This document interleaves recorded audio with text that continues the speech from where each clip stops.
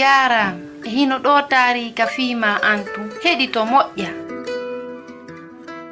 Allah no yiɗi paykoykoy fof, Allah no yiɗu-maa. On salminama hino moƴƴi tawde hiɗa heɗitime ko tooli. Hara hiɗa niɓɓiti ka hiɗa welti hande.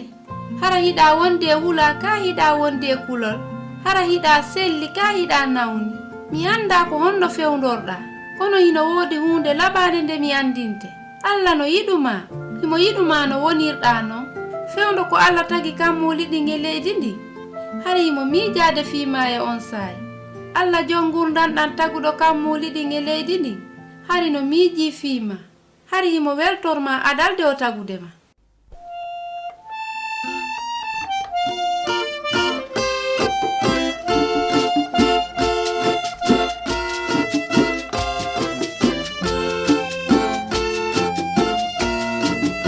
Isa no yiɗi paykoy aduna on fof.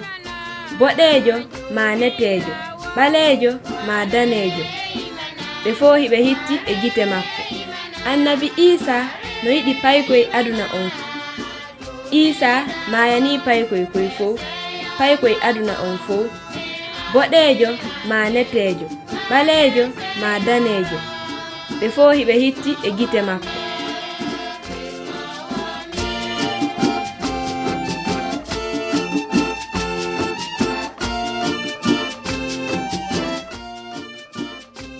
Allah no yiɗi kala tagaɗo wondo e nder aduna o.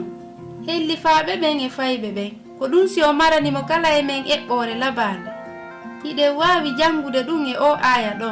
Ko fii hakke ko Allah yiɗi aduna o yeɗimo ɓiɗɗo makko bajjo. Fii kala gonɗinɗomo wata halko, kono on tigi heɓay gurdam pomayanke jam. Giggol Allah ngol no mawni. O neli ɓiɗɗo makko on ko aduna fii yo maayu lonto men sabu junubaji men ɗi. Annabi Isa surrama, kono ɓawto balɗe 3 Allah immintinimo hakkunde mayɓe ɓen. O satinima hande fiya gonɗin sabu Isa almasihu joomi o wadandowo e joomima. Mi yiɗirima giggol pomayankewol, ko ɗum si miɗo pooɗirdema wa moƴƴere. Hara hiɗa heɓuli jabugol noddanu ndun immorde Allah, a heɓoyay weltare. A hana hulude hande kadi. Allah no wondi e ma sowno kala. Giggol makko ngol lannata. Hara yimɓe ma ɓen no humpiti ɗum. Holluɓe wondema Allah no yiɗiɓe kamɓe kadi.